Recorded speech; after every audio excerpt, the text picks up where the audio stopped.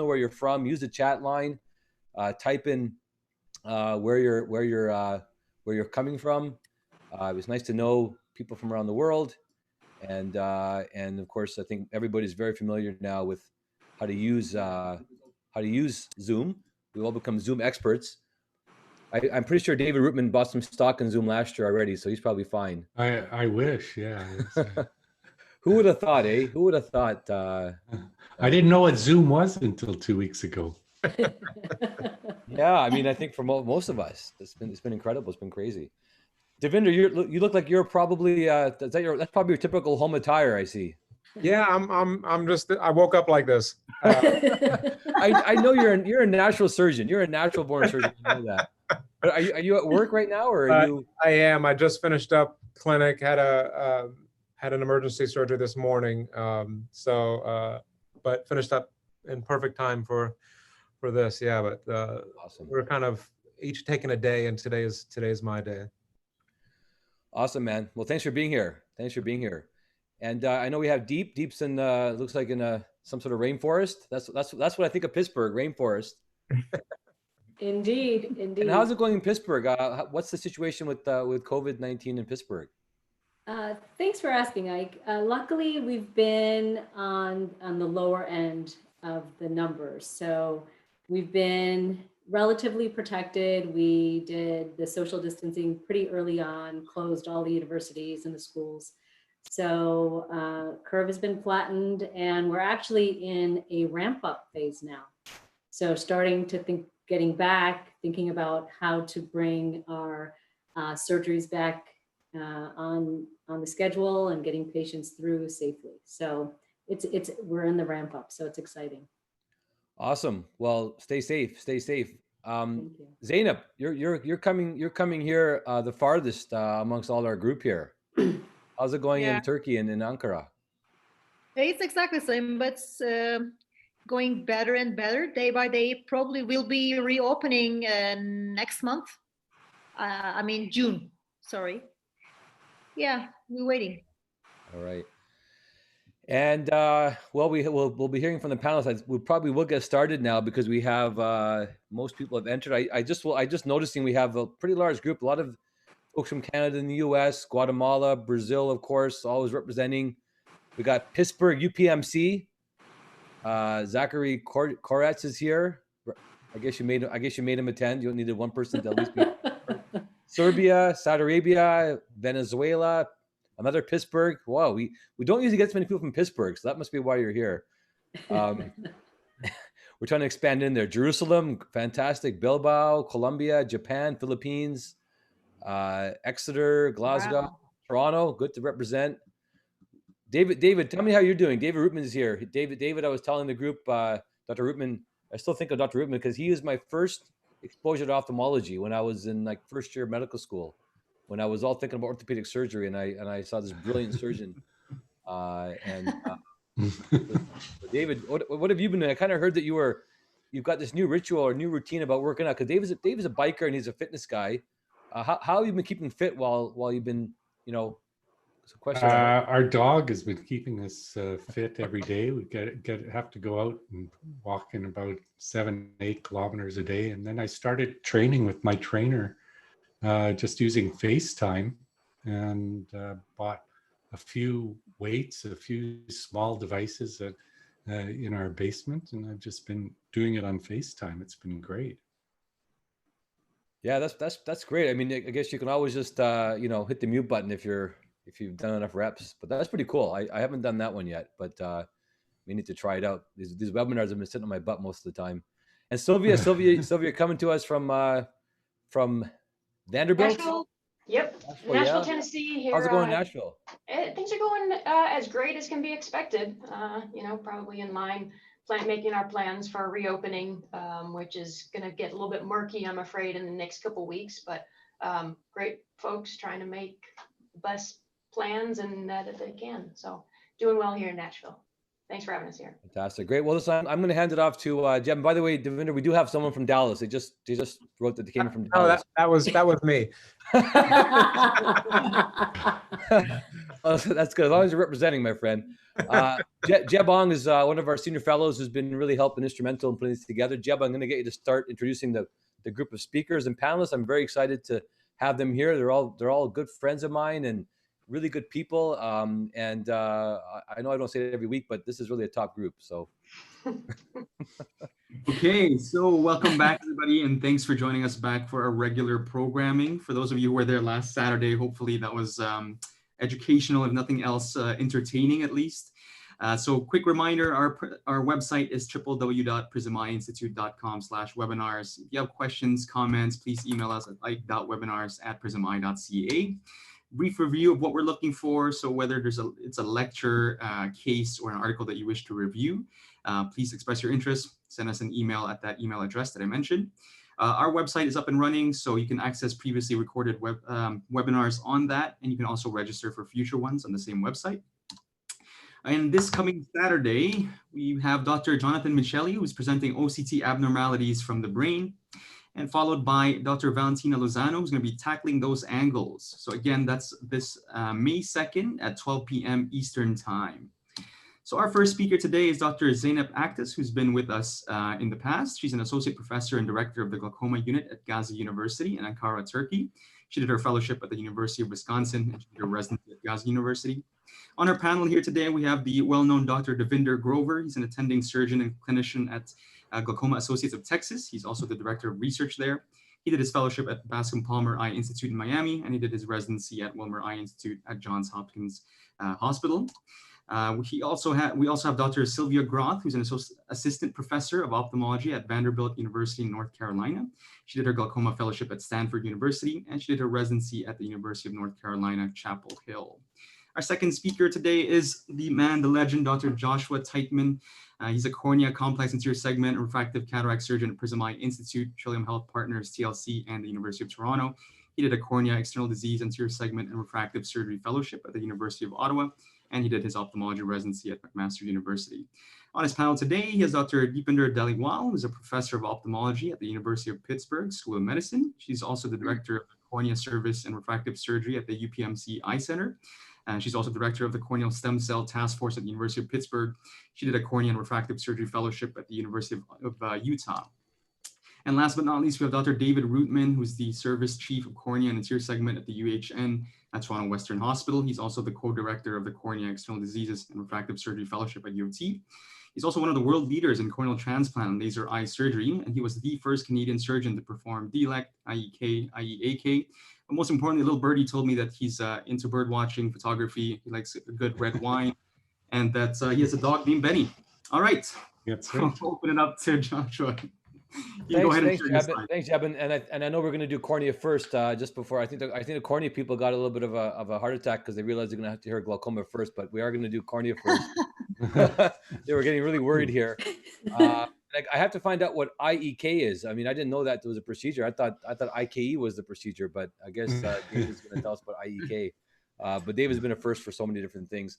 So we're going to have Josh load up the screen. Josh Teichman is a dear friend and colleague of mine. We work together side by side. I've known Josh since he was a research fellow, and then as a resident, and then of course went off and did a fellowship.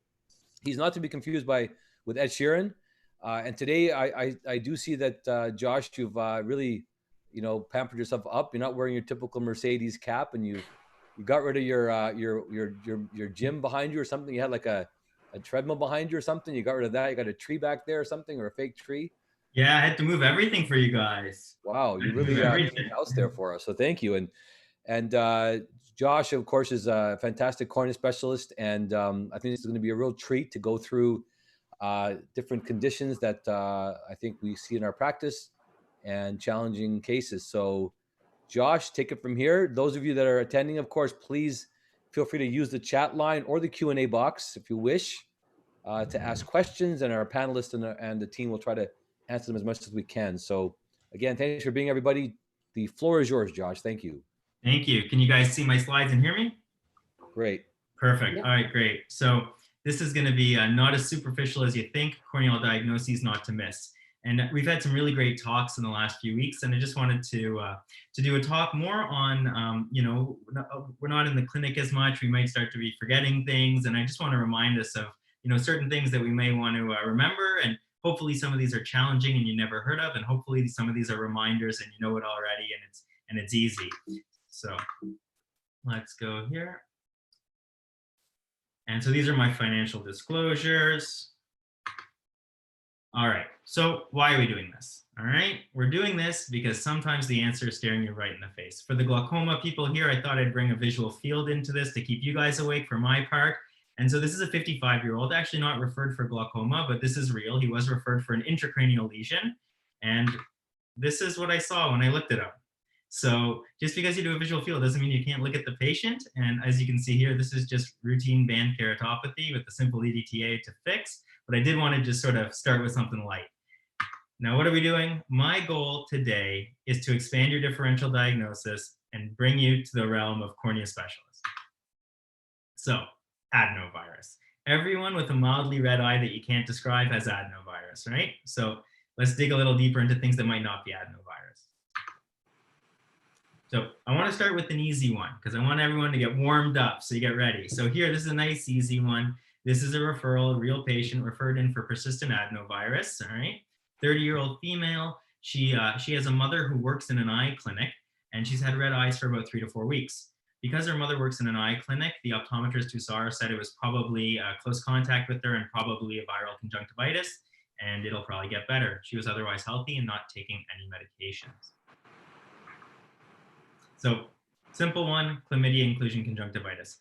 I want to start off nice and simple. If there are follicles on the plica, you got to look closely for chlamydia. It is very, very common. If you see someone who's got a chronic follicular conjunctivitis and they're not on glaucoma drops, you got to think chlamydia. It is probably the most common cause of chronic follicular conjunctivitis in people not on drops. They will have a ptosis often from the actual eyelid edema, so a mechanical ptosis. So if you see a young person in the waiting room with red eyes, you have to see, if you see a ptosis, you have to think chlamydia. Now, there's something called microtrack. It's a type of swab that you can use. And the swab actually uses, the microscope uses, it's enzyme linked, I believe, immunofluorescence. Now, we don't have that everywhere. And normally you'll just have the regular viral or swab, which is the red cap on it most places. I find those are often negative. So if you see someone and you think it's chlamydia, treat it with doxycycline and these will get better. They will all get better. Even if it says it was negative, it was chlamydia. And you know, these are ones that you have to treat and you have to look for their partners and treat them. So not this case, but we had a case where there was a nice young person who came in and she had chronic red eyes. And we told her that, you know, this is likely chlamydia conjunctivitis. And she didn't believe us at all. And she said, you know, she wanted to come back on another day. So she came back on another day and we heard a little disruption from the waiting room. And in the waiting room, there were two people, her boyfriend and his best friend, kind of getting antsy, saying the wait was too long and they wanted to go, they were on their way to do something. They were just dropping her off. And both of them had red eyes. So it is everywhere and you got to be careful. You don't want to be a fly on the wall during this exam though. Hey, Josh, just a question on this one, because I mean, you know, I have to say, I've never diagnosed this condition. I mean, to be honest with you, but maybe my patient population. I mean, if you have an older practice though, is this something really we need to think about? I mean, it's a serious question. I mean, it's a great question. The short answer is yes. Although it's rarer, it's actually becoming more common in the older demographic as people are sort of healthier as they live longer. There have been STI outbreaks in nursing homes, which is kind of interesting to think about, but it's something to think about. You're right. It's not super common, but it's surprisingly common. I would say if someone is not on glaucoma drops or other topical medications, it's the #1 cause of chronic follicles. And I mean, some of the panelists may want to comment on that, but I would say it's surprisingly common and surprisingly overlooked, at least what I'm finding. So, but great question. And I think that really does lead us into, you know, this is the mnemonics. This is the mnemonics that will remind you that not everything's adeno. You know, the acute mnemonic for acute follicular conjunctivitis, adeno hardly happens to careful nuns. So adeno, HSV, hemorrhagic, chlamydia, and Newcastles. This is our sort of differential when we see someone. These often are, you know, the truth is a number of these are going to resolve on their own, or, you know, you're gonna have something like a dendrite later on that'll sort of show you what's going on. but it's really the chronic ones that come in complaining more and more. And so you really got to remember your chronic ones. Now, I know that paranoids is not, an epidemic, and it's very unlikely, but certainly we do see people with it. And then trachoma. So our practice actually has a ton of people with trachoma. And I've been asked by other specialists in our group, I see this funny haze on a lot of my patients, and I'm just wondering, what is that? And I said, well, lots of people have corneal haze, but next time you see them flip their lid, and they all have arts. I see probably one patient a day with an arts line because of the demographic of our population. So it's very, very common. And you'll see the Herbert's pits as well. Obviously, the most common cause is toxic. And then, you'll see the other things, Moraxella, molluscum, Lyme, chlamydia. So, this is just 2 easy mnemonics to remember when you're seeing patients like this. So, hey, Josh, this is a question that came up in the Q&A box about how long do you treat with doxycycline? That's other options for antibiotics. Absolutely. So the truth is, if they have, so what I do for chlamydia is different than what I do for normal, what I would use. I use doxycycline, first of all. And the reason I do is most of them, everyone has MGD. So I figure I might as well kill 2 birds with 1 stone. I use doxycycline when you're doing chlamydia. It's 100 milligrams BID for 2 to 3 weeks. So it's actually a different dose and duration than if you're treating, MGD or something like that, which is just low dose and usually chronic. You can use azithromycin 1 gram times 1, which is what the emergency department does, because they know this patient's never coming back. So that's the sort of one and done. So, but for me, I know these people are coming back. So I like the doxycycline because if nothing more, I can fix their lids at the same time. So that's sort of my treatment regimen. But if you're in the emerge, then it's the azithro times 1. And so now that we're all sort of, follicular conjunctivitis experts, I want to step it up a notch. I want to take us to the next level. So the one thing I want to remind you is lymphoma. Now, this is something that most of the mnemonics don't have in it, but the truth is what we used to call malt lymphoma can present as follicles, as a big cluster, or actually just as individual follicles. So it's something to think about. If you have chronic unilateral, especially, but bilateral, unilateral conjunctivitis that's follicular in an older person, lymphoma is what you want to be thinking. So just always think. And if you're not sure, you can do a biopsy. So now we are total experts in follicles. We've gone to the next level, and we're going to talk about a follicular case. So this is a 27-year-old guy. He's darkly pigmented complexion, and he's complaining of a 2-month history of irritation. So he has GERD, and he denies any allergies. He does have rosacea, MGD, and dryness, because everyone does. And he comes in, he's on lid hygiene and tears and ointments. He's taking an oral antihistamine, and he has had previous courses of doxycycline and azithromycin, and those were for MGD in the past. He denies herpes, zoster, Lyme, and he has no nodes. He's got no Arlt's line, no pits, and no angular blepharitis, molluscum's negative. Everything looks normal. And if you look at this, you see some spots on the bulbar conjunctiva. And he's got a dark complexion, which makes the rosacea difficult to diagnose, but he has it. And he's on this antihistamine, and I ask why, and he's saying he has this undiagnosed pruritus, which he says he's had for 6 months. And so I kind of want to say, this is really when a follicle isn't a follicle. And this is something that I think is really, although not common, it's often missed. And these are conjunctival granulomas. And when you look at them, they're slightly yellow. They have a yellow tinge to them that the follicles don't really. And I will admit that normally they're more irregular. These are actually uniform and nicely mounted. They do look like follicles, but they're often more lumpy and irregular. But you do always have to think about these granulomas. And our differential for that is sarcoid and syphilis or TB, and it's got to be bigger.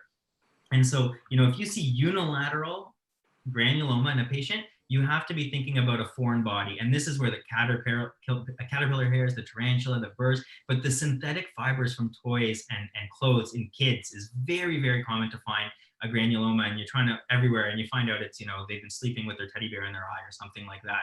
So these are often sort of missed, but you got to think infection, foreign body, and rosacea is definitely a known cause of these, which is, I think, what this patient has.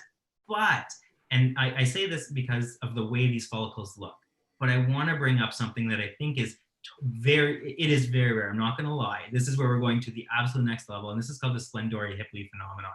And that is interesting. That is actually these asteroid bodies. And these are little granulomas. Basically, they are actually cells with antibodies around them, and they cause these little lumps. And they form lumps over around fungi, bacteria, parasites, and foreign bodies. But there are two conditions. So one is allergic conjunctival granuloma, and the other is hypereosinophilic syndrome. And by definition, that is elevated eosinophils and another symptom. And one of them is pruritus for 6 months. So although I doubt that's what this patient has, when COVID's over, I'm going to be, I will probably send this guy for blood work. And if it comes back funny, I'll probably biopsy one of these. This is actually a guy who came in, believe it or not, acutely during COVID because he's been on steroids on and off so long from his optometrist. He was complaining so much, I figured, and he had he showed a picture that looked terrible. When he came in, it looked very different, but it was a very interesting case, not the emergency I expected to come and see, but very interesting case. So it's something that you want to keep in the back of your mind, although you probably won't see it very often. It's a neat, interesting condition that's not common. So let's get to common stuff. Hey, Josh, before we go further, just as you're talking about conjunctivitis and we're talking about COVID, I want to maybe ask David and Deep about what do we know as far as COVID conjunctivitis presentations? What can it present like? Can it present, on its own prior to any systemic symptoms?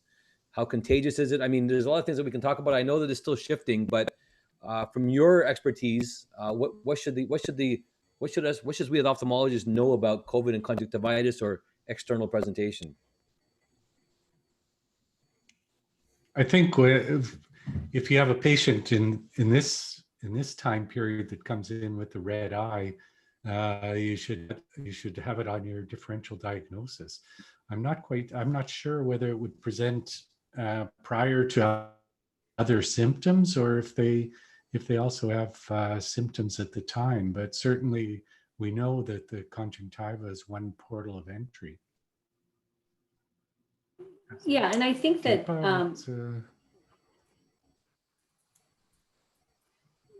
so not all COVID patients with red eyes have an infectious conjunctivitis. So they've cultured the tears and it's not always positive.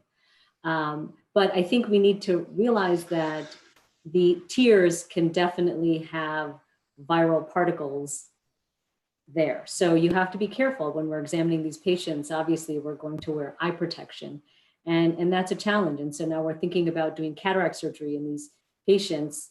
And so, could the BSS splashing up be an issue, or refractive surgery? If we're doing refractive surgery in somebody that may be an asymptomatic carrier, what are the risks? So I think that there's a lot we don't know. We do know that the virus, you can culture COVID from the tears of patients. And so you have to just be careful. I think that's the key thing. And we have had, but not all red eyes in a COVID patient or all red eyes. Obviously, adenovirus is still more common than COVID conjunctivitis. So adenovirus is still kind of the #1 reason for red eye that we're seeing. Yeah, no, it's interesting seeing the reports come out, and obviously it's not necessarily always, we don't know all the details. When we see a few reports about patients had a red eye and then they develop systemic symptoms, the red eye could have been something else. Then you see cultures that have been reported in patients who have been COVID positive, and some reports are very low. I guess it's one of those things, as we said, we probably need to be cautious and know it's potentially a port of entry. And when we're operating on patients, what's the risk? And I think those are still things that we're still figuring out. I had a conversation with a colleague of mine about doing LASIK and PRK when we get back to doing that, and what are the precautions in that procedure, considering that there's certainly some, vaporization and aerosolization there. So what do we do there? So a lot of questions, I guess, that exist, and certainly you all being Cornea are the kind of the frontier, always a frontier, but certainly in this area are it as well. And I think there's some comments that have come up here that I guess according to AAO, the risk is 0.8%. I think I've heard the statistic as well. And whether the contagiousness is the same amount is kind of hard to know. So yeah, I think the point is now we never would have a differential, but in this time and age, we have to at least consider it. So thank you for those comments. And Josh, just for sake of completeness, I think there's somebody asking for that patient with conjunctival granuloma, what was your treatment for that one?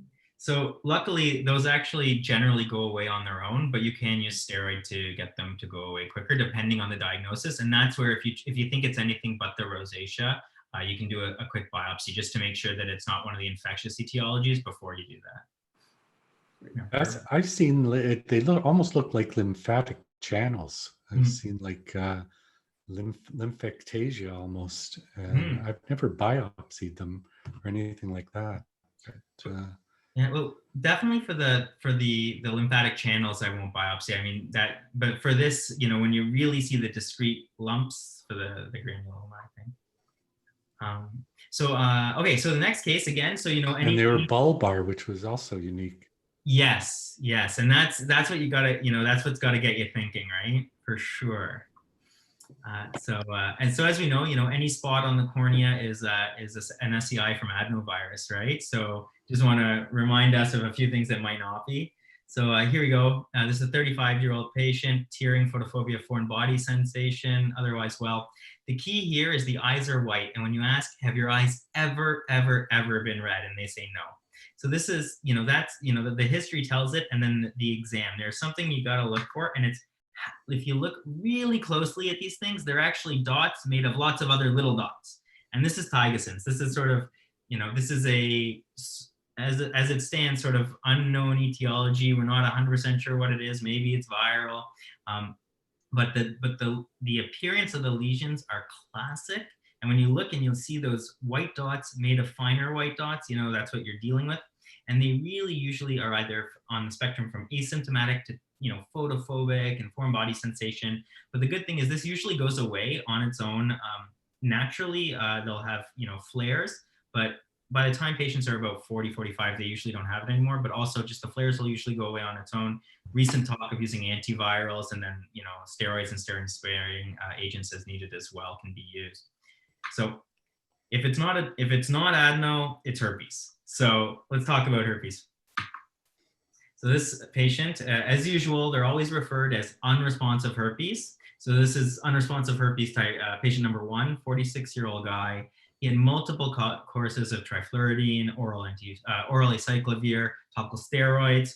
And again, the key here is really looking at the lesions up close. So if you look, these are rings of keratic precipitates, and HSV itself usually wouldn't cause this. This you got to think, because this is a classic presentation of something else, often misdiagnosed as a graft rejection in patients that have had a graft done. And it's more, the truth is, it's not as common in North America as other parts of the world, but this is CMV endotheliitis. So you'll know, this is again, it's diagnosed by PCR. You want to have a positive CMV and a negative HSV and VZV. And the reason is the treatment's different. Like if you hit this with steroids, yes, it will acutely get better, but it'll keep coming back. And the reason is just like your HSV, you still want to have them on an antiviral that covers HSV. Here you need to have them on an antiviral that covers CMV, and that antiviral is ganciclovir. So that's often used orally or systemically, but actually coming out of Toronto, Hall Chu has a paper, case report using topical ganciclovir to keep this suppressed, which is neat. And just because we bring it up, how would you treat HSV in 2020? I actually avoid trifluridine. It's preserved with thimerosal. It's, you know, the only thing that's left preserved with it. It's toxic. I use oral Valtrex because it's the easiest, valcyclovir. It's the easiest, it's cheapest. There's a line that I heard, and I wish I could give the person credit because I don't remember who told it to me, but they said acyclovir is one of the safest 5 drugs in medicine, and we don't know what the other 4 are. So these are safe. Unless you have kidney disease, this is a safe drug. And so that's sort of my go-to. If, you know, in other parts of the world, there's topical ganciclovir. We don't have it, but it is probably coming soon. So that's another You can option. get it, Josh. You can get Hapers to formulate it for us. Yes, you can have it compounded. And exactly. And they will, there is a company that's looking at bringing it in now too, which is great. And then of course, steroids are reserved for inflammatory HSV with antiviral coverage, so our stromal keratitis, endotheliitis, etc. So again, unresponsive HSV, this is number 2. This is an 18-year-old, and she did Josh, have... before you go forward, just want to make a comment about CMV, because I think you mentioned it with the endotheliitis, and you did make it, you made a passing comment, I think you did, about hypertension. I did, but you're right, yes. Elevated Absolutely. pressure. So, you know, of course, we got a glaucoma crew here. Mm-hmm. And I just want to say that I think it's one of the things that we need to always have in the back of our head, you know, with the hypertensive uveitis, even without necessarily having any corneal findings. And of course, these are not easy to diagnose. As you said, we need to send them off for PCR with an aqueous sample, but they're very responsive to valganciclovir. Yes. And I've had a few cases over my career where these patients have been treated with steroids and all these other problems. There were cataract developing, pseudophakic after all these problems. And once we diagnosed the condition with an aqueous sample, I mean, basically that basically solved the problem. So I don't know how common it is, honestly, but I think it's something that we as glaucoma specialists certainly talk about, I think. I don't know whether Zeynep or Sylvia or Devin have any comments on this one, but hypertensive uveitis are always sometimes challenging, but that's something that I think that we should have on our mind, and I think it combines a cornea glaucoma problem here. Absolutely. That's a great comment, Ike, because sometimes we're misled if it's between outbreaks of the corneal findings, but we're still having endothelitis, high pressure, always having that on the top of our differential, because treatment is fairly benign, like you said, and it's definitely worth having that on the top of your radar. There's a question that came up as well from my friend Gary. CMV is an opportunistic. Do we need to think about immunosuppressive disease in these conditions when you diagnose it? So I can answer. I think it is, but it's also ubiquitous. So the truth is, it's probably more to do with, probably a much larger percentage of the population has this than we think. So you could argue that why is it being activated? Maybe you have to think about it. I don't particularly, if I see this, I don't particularly, but I'll be honest, the people I've seen this in have usually, the classic one is post-graft rejection. So they are on steroids often. As far as, it's not super common. I haven't sent people for a workup. Maybe it's worth doing, but I haven't. Yeah, I talked to my ID friends, and they don't suggest it necessarily, but certainly I think in patients who are on immunosuppression and other conditions, it's something to think about, perhaps, and a cause. But that's kind of what the advice I gotten as well on that. Yeah. Great, thanks. So here we go, yet another unresponsive, and this is an 18-year-old female, and she has had herpetic lesions periorally in the past. She was told she had a dendrite, and it sort of got a little bit better, and then it was just irregular epithelium. And when you look at her whole cornea later, it looks like this by the time she gets to me. And of course, she was in a water park recently wearing her contact lenses. So, I mean, I'm going to keep talking about this until we keep getting these sent to us so late, unfortunately. This is so often misdiagnosed. So this is obviously classic Acanthamoeba. And you notice I'm showing it without a ring infiltrate. This, in my mind, is still kind of late, because look at those nerves. Like that perineuritis is very prominent. Tons of superficial punctate keratitis here. And the infiltrate is late. Like if you see a ring infiltrate, we missed the diagnosis. We have to treat way earlier. And if if you're thinking about this, you need to do something. So, just on this, Deep, I know you've given talks on Acanthamoeba. What are your thoughts? Yeah, thanks so much for presenting this case. I think this is critically important for all of us to recognize. And I go so far as saying that if you see a dendrite, kind of a dendritiform lesion in a contact lens wearer, think about Acanthamoeba keratitis before you think of HSV keratitis, because we are missing Acanthamoeba keratitis too commonly. And when it gets to the ring, as Josh said, that ring infiltrate is a very late finding. And it means that the diagnosis was missed for weeks or months. So when you see this kind of dendritiform area in a contact lens wearer, the best thing to do is to just remove it. Do a superficial keratectomy, just remove all that epithelium, send it to a lab for culture. If you're right, and it is Acanthamoeba, you're a hero and you just cured the patient. And if you're wrong, no big deal, because the epithelium will heal. So, I think that the stakes are very low. It's kind of like, appendicitis. It's okay if we take out a few normal appendices, because you just don't want to miss that hot appendix. So same thing here. You do not want to miss early Acanthamoeba, because if you can get it when it's still, the amoeba start on the outside of the cornea and they start multiplying, and then they just, kind of dive deep into the cornea. If we can get them when they're still in the epithelium, then, and you eradicate them, then you just save that patient a year of therapy. So I think it's a critical point, and thank you so much for presenting this. So contact lenses plus dendritiform lesions equals Acanthamoeba until proven otherwise. I think that's a really important case here. Well, that's a really strong statement. I have to say, I haven't heard that, but of course, I gave up cornea a long time ago after my interviews. Wow, that's. I mean, thank you for being so emphatic, and that'll make me consider these when we see these patients and emerge and things. I mean, obviously, if they have a small defect and it's not dendritic, you're saying that's not something you're worried about. If it's like No, a keratitis yeah. or something, generally speaking, but you're talking No, about I mean, dendritic if lesion. you have a dendritiform lesion, so it's that, like, look at this cornea, right? I mean, this is not herpes simplex. Josh, do you have a picture of like a classic dendrite by any chance? But sometimes Well, you you get know, that was coming next. So there you go. I mean, some yeah. Well, this Nice shot. Thank you. But this is kind of the bulbar, The terminal bulbs, Ike. Yeah, Terminal bulbs. whatever, bulbar stuff, whatever. So I mean, but I mean, for this one here, you would never think this is going to be Acanthamoeba, right? No, this is classic That's so HSV. I'm classic. saying I'm saying Yes. dendritiform. Yes, got So it. it's like this pseudodendrite. See, the problem for ophthalmologists is that we think every dendritiform lesion is HSV. But in reality, in a contact lens wear, tap water, overnight wear, all these things, you gotta remember Acanthamoeba. I think that we're just, and we will truly change a lot of people's lives by doing that. That's. I mean, I take all that really seriously. I'm going to just play devil's advocate and say I think the most common dendritiform lesion I see in corneas is a healing epithelial defect. And you kind of get this like dendritiform kind of weird, kind of looking like this. And I tell the residents and fellows, I said, that's just the way the cornea epithelium is healing in this pattern here. Now I realize, of course, in a contact lens patient, I hear what you're saying, but that's the key thing. And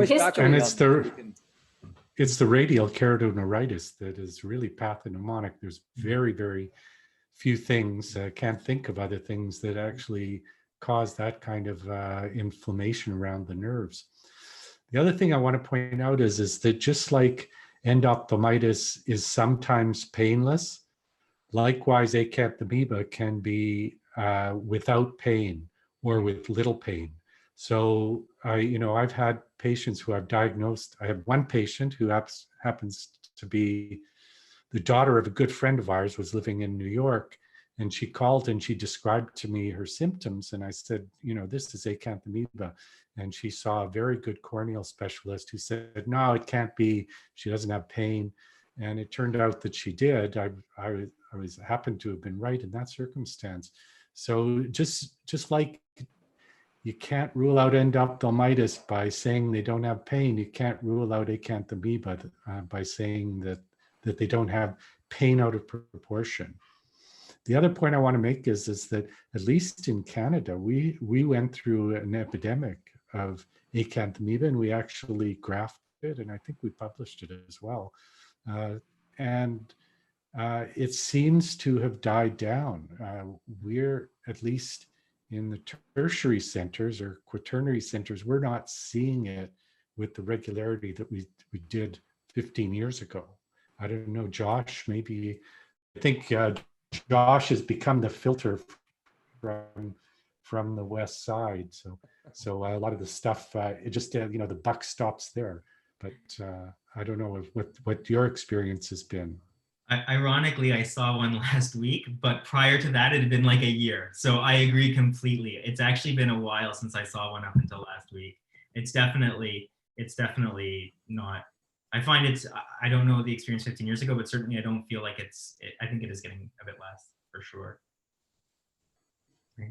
So, all right. So yeah. So just wanted to really hit home, think about Acanthamoeba. Now, here's another case. Again, another HSV epithelial / stromal keratitis. It's a 59-year-old female, and she is totally healthy, not on any medications at all. No contact lens wear, no oral lesions, nothing at all. And so she was started on acyclovir and steroids, which improved her initially. And then when the steroids were tapered, she got worse. So they increased the steroids, and it continued to get worse. So at that point, they sent her to me. And again, I want to really look at the lesions carefully. And these are epithelial dots and rings. And this is not common, but it is way more common than it was thought to be. And this is Microsporidial keratitis. And this was really thought to be a disease of patients that were immunosuppressed and with HIV. And the truth is that's not really true.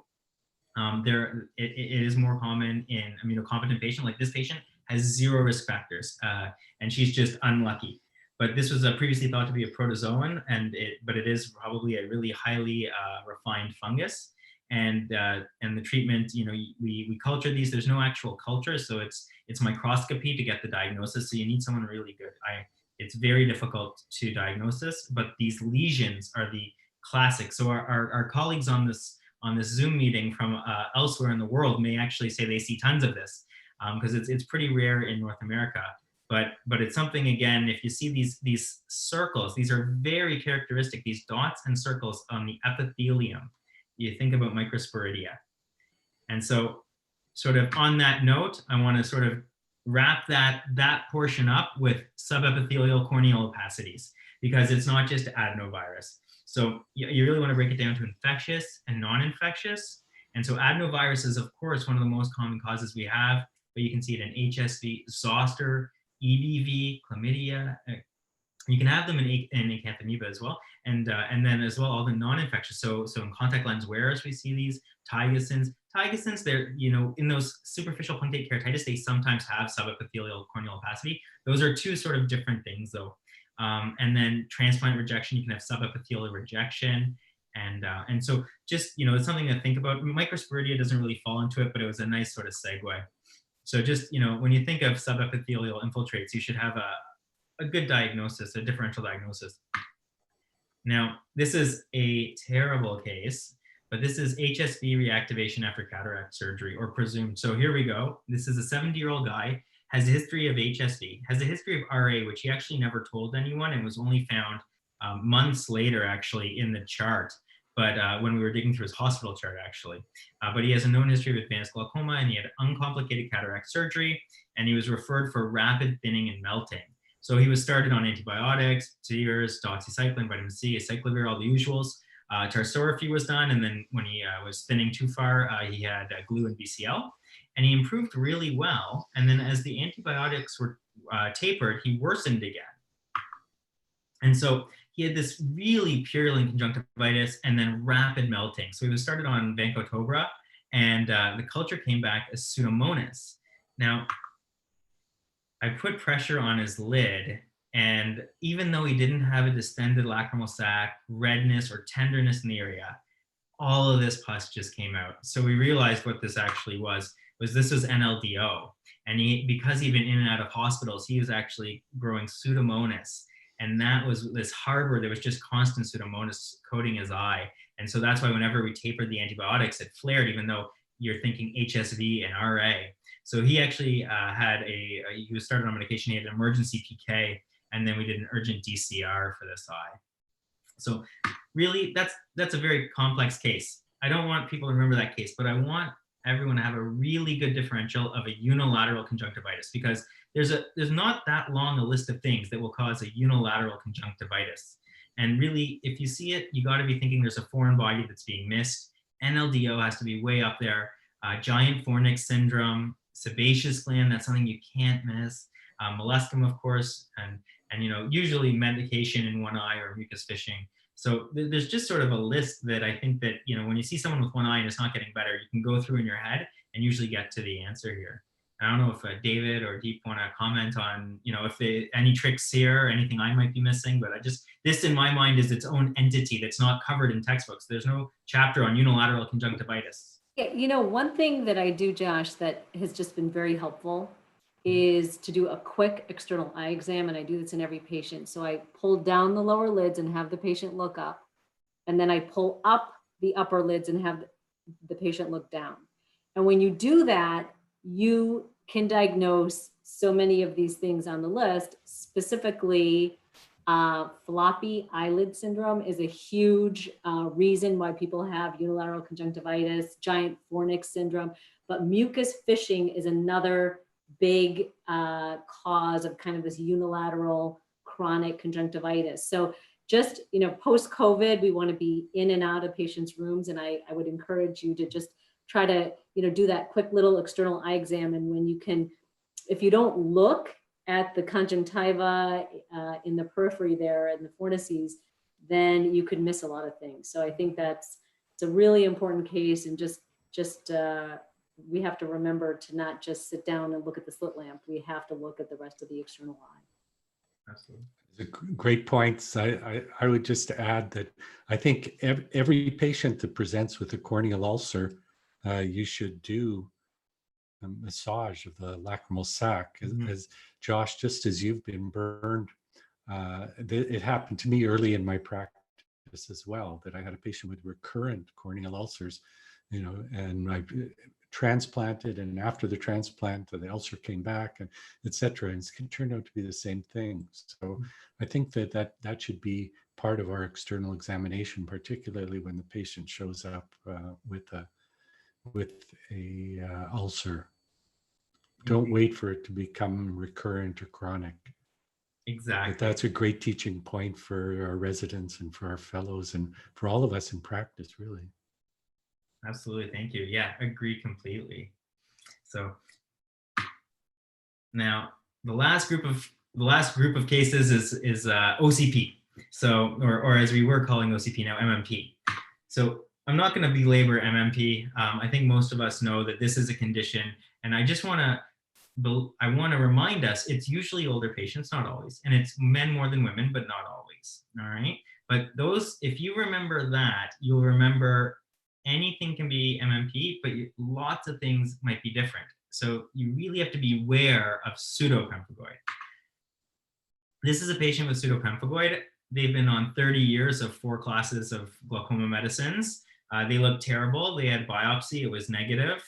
There's a lot of false negative biopsies, but in this patient, they were older. I genuinely believe that it was the 30 years of rotating between pilocarpine and atropine and preserved medicines, and now they've been on 4 classes since there have been 4 classes available, actually 5 classes technically. So, I'm pretty confident this is, just terrible pseudopemphigoid, but it will come in all forms. It's not so much this, it's the other one. So you got to think, when you see a cicatricial conjunctivitis, you have to have more than pemphigoid in your mind. So obviously if they come in with red eyes, you're going to be thinking infectious, and we all know EKC and even strep, herpes, other infections can cause this. But if they say they've not really had that, often patients come to us with Stevens-Johnson's after the diagnosis. So that's an easy one. But atopic is something that I think is missed often, and they come very late with 360 degrees of pannus, and I've seen it where they have a hole like where their pupil is, and that's the only healthy cornea left.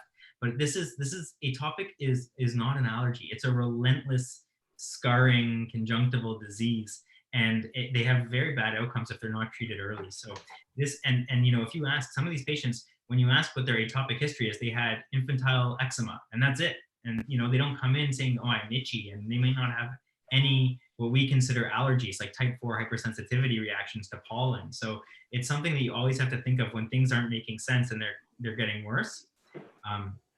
Things like trauma are easy, medications are easy, but certainly I think that atopic is missed, and it's a really bad player. So it's just something to think about. And now that we all have that list of what can cause cicatrizing conjunctivitis, again, just like our previous list, we're experts, we're going to take it to the real world, and we're going to be referred this guy for MMP. And this is a 39-year-old man referred with a symblepharon. He has psoriasis and no other conditions. And I asked him, okay, well, you must have had terribly red eyes, at some point. No. Are you positive? Yes. Have you ever had a mild pink eye? Doctor, my eyes have been normal my entire life. I've never, ever, ever had a problem with them. So I said, okay, well, you must have forgot something. We went over everything he says he had. And I said, well, I can't let you leave without doing something. So I'm going to do a biopsy. And this comes back with intraepithelial neoplasia. So I test him for HIV, and he's negative, which was my number 1 thought here. I gave him interferon, and he came back 2 months later, and he said, I really didn't want to take it. That diagnosis sounded scary. And I said, okay, well, it's scarier if you don't take the treatment for it. So let's start. And when I looked at him, when you take into account the time he saw me to the biopsy, to the time we had a diagnosis, to the starting of interferon, and then seeing me again, he went from just having what looked like a normal symblephora to the entire inferior fornix had this velvety conjunctival growth that had this fine reticular vessels on it. And he basically had his entire lower lid involved. And so I told him if he didn't start taking this drop, we are going to send him to the cancer hospital because he might need a very large resection at some point. And so he finally, he decided he would start taking them, and actually he got much better much quicker, but it was a really scary case. So to leave you with a scary case, I just want to sort of say, today we really talked about follicular conjunctivitis, which is something I think we all see very often. Conjunctival granulomas, which is something we don't see often, but you gotta think about it. Subepithelial infiltrate, something we all see often.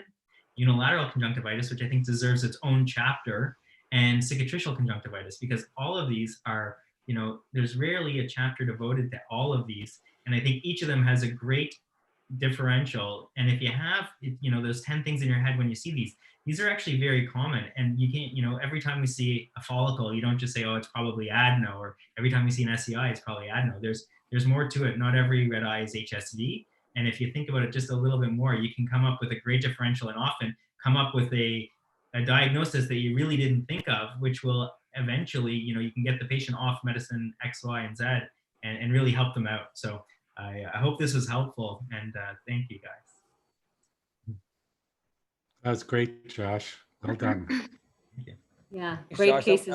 That was really great. I thought maybe we just, I know we need to move to the glaucoma folks next, but I want to just give a chance for David maybe to say any general remarks about this topic, and then to Deep as well. I just want to say thanks for including me, and that was a great presentation, Josh, and I learned a lot from you. Thank you. Proud about that. But thank you. David, we've had a lot of comments about your background, so that's been a hot topic, I guess, on the chat group. I see a number of comments. All right. Well, it's one of my favorite shots. You took that picture yourself, didn't you? I did, yeah. Last year. What camera was it? And what something? It's a Nikon D500, and I got a 300 millimeter fixed focus lens. Wow. So the animal was 6 feet away. It was like unbelievable. Wow. Okay. Amazing. Deep. Can I jump in just a second? Yes. Sure. Oh yeah, hey Zainab. Yes. Yeah. Hi. This is another. I would like to thank, first of all, just excellent cases. So the cicatricial conjunctivitis and glaucoma. This is another challenging cases like glaucoma and uveitis cases. I was wondering your approach. Glaucoma folks, your approach in those cases. How do you escalate medical therapy, and which medical therapies you choose, or how do you plan your surgery? What's surgical procedures would you consider? These are really tricky cases. Yeah, I think it's a great question. Certainly because it's not that easy to quit medical therapy. We try to quit medicines which are toxic to ocular surface, but it's not that easy. Yeah, we try to minimize the number of drops, combination medication, preservative free, all the usual things. I have patients that go on oral medications, and I think it's a whole other discussion, of course, because we had one patient where, in fact, they had it wasn't a glaucoma condition. They had pemphigoid, right? And so I guess the question is, when do you biopsy or not? And it's a whole other big discussion. But I think we do see it in our clinic. Surgically, they're challenging. I think those patients need surgery. Personally, I think those patients need surgery. I think that this condition is something that's going to be relentless if you keep them on their medications. But this was a case, those kind of cases, it's really when I miss the suprachoroidal space and the suprachoroidal shunts, because that's really, we used a lot of those, not a lot, but that was really our go-to procedure whenever we saw patients with this kind of conjunctiva and this kind of issue, is the suprachoroidal space. So hopefully we'll have access to that soon, but I think that's a great potential for these guys. Yeah, that's right. Would you consider diode laser? Diode laser also can create travel issues and cicatrizing changes and things. So these patients have it's a whole deep discussion on this one. The medications are part of it. They also probably have some sort of immunological reaction or underlying, sensitivity as well. And, you touch their surface, they get other issues, and they're tough. They're tough cases. And I agree with Devinder. I think it's a valid point. I mean, my preference has generally been to go to a tube shunt in the most accessible quadrant. We just did a patient recently, just a few weeks ago during COVID, because of their bad pressure and glaucoma. That was a difficult access. So I try to work with my folks like Josh to help manage these patients, and Josh tells me to stop the medication. So I said, okay, Josh. Deep, any closing comments from the Cornea side? And then we'll move over to Zainab. She's rearing to go. She's rearing to go there. Yeah, because I have to get on another call now. But I wanted to say, Ike, number one, thank you for letting us discuss cornea during the Prism rounds. But number two, Ike, thanks for giving back the way you do. You are a superstar, and really, I've learned so much from these Prism rounds, and you're just a class act. So way to go, and keep it up. No, you're very kind. I don't do well with compliments. Usually I dish it back with some attacks toward people who do that. But I love you. I love you, Deep. You're amazing as a great person as well. And this whole group. I mean, it's a thrill. I learned from everybody here. So I thank you for being here, Deep. I know you have to go. So thank you. And thank you to David for being here as well. You're welcome to stay, of course, David. And of course, Josh. I mean, that was a fantastic presentation, man. Fantastic. We have about 500 people on Zoom, and I think we had about 150 at one point, or 200 people on YouTube. We still have a big group out there as well. So it's pretty big. I mean, this is a big group we have in front of us here. So on that note, I did want to move it over to Zainab. Zainab, if you want to share your screen, or Josh, if you want to close your screen there, perfect, great. And Zainab is somebody who has really, been a great friend and a colleague in glaucoma. She's very energetic. She brings a lot of energy. She deals with very difficult cases in Turkey. I'm very impressed and proud of the work she does with, for example, dealing with very difficult pediatric eyes from refugees that come, and she's a very caring person, and she's a great family person. So Zainab, thank you for being here and presenting this case. I know I also want to mention that there are a number of people who are really thrilled that Devinder is here as well. Devinder Grover, who's really spread the movement here with GATT. So thanks Devinder for being here as well, and Sylvia as well. Sylvia I know is just starting her practice, but she's already made an impression in the glaucoma world, and I know she's going to make a lot of waves because she thinks differently. She wants to challenge things, and so thank you for being here as well, Sylvia. So appreciate the group here, and we'll turn the floor over to you, Zainab. Thank you. And by the way, there was a comment in the Q&A saying when is the GATT talk starting? When is the GATT talk starting? So there you go. Okay, thanks for the great introduction, Ike, and I'd like to thank Jeb also. So and Sylvia and Grover, thanks for being here with me. So I'm gonna present two cases with an unexpected short-term complication of GATT today. I have none to disclose. So the first case is 52-year-old female with primary open-angle glaucoma, referred to our Center for Surgery. Visual acuities are 20/20 in both eyes. IOPs are around 30 millimeter mercuries in both eyes, and fundus is unremarkable except high cup to disc ratios. And central corneal thickness are a bit thick. And when it comes to gonial, it's not that wide, but trabecular meshwork is visible. So patient was on 3 medications, as you see here. And when it comes to patient's ocular history, there's a history of trabeculectomy and 2 needling in fellow eye, which was 2 years ago.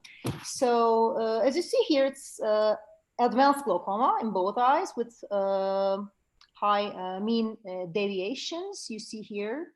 So for the poll, first of all, I would like to ask, what would be your preferred surgical approach in these kind of patients? Would you do retrap or tube surgery or some circumferential or any other Schlemm's canal incisional techniques or subconj mix or Schlemm's canal stamping techniques or suprachoroidal mix at this point? I'm just putting the poll out there. Hopefully people are voting, so please do. That's always good to see what the audience says. Maybe I don't know if you want to ask your panelists to put them on the spot and see what they would do while the votes are coming in. I mean, we're not as nice as Cornea, you know. Oh, we're not going to ask any questions to this panelist and blah blah blah. We're ready to jump in here. That's why we're here with our fighting gloves on if necessary. So for my input, I might be new to glaucoma, but I do have a little bit of an old school mentality on some things. I'd probably be going into the trabeculectomy eye, and this is not. So this is retrabeculectomy, but this is the first trabeculectomy on this eye. Is that correct? Yeah, that's right. Okay. And then I'd also want to know just details about the surgery that happened in the other eye. If there were convincing factors that led to the failure on the other eye, that could contribute and change my mind. But that's where my first mind is going with the severe glaucoma. Okay. Grover? Devender? Yeah, you know, our 2-year GATT data showed almost a 90% chance of failure in patients with primary open angle glaucoma with GATT. And that kind of informed my decision-making process in the United States, but oftentimes in other countries where patients present with advanced glaucoma when their conjunctiva hasn't been abused by drops, you know, I found very, very good success rates with trabeculotomy in advanced stages of glaucoma, specifically in younger patients where you think there may be possibly any patient that I think that presents with advanced glaucoma that's in their 30s, 40s, or 50s. I always put them in a kind of an angle dysgenesis type of picture first. And you'll be surprised on gonioscopy how normal their angle will look. And it's not actually until you touch it in the operating room and really look at the angle in a high-powered way and actually incise the trabecular meshwork, does it present as a very dysgenic type picture. So in my younger patients or in my advanced stages, especially if there's healthy conjunctiva and their eye has not been abused by drops, I typically go for angle surgery. Here I'd go with 360 trabeculotomy. So Zainab, you have your results here. It looks like you have half the respondents were tube surgery. Then there was about 50% at repeat trab, and you had GATT as well. Okay, so we can go on. So, okay, let's remember GATT procedure as described by Dr. Grover and his team. This was their first paper, and they reported IOP decreased by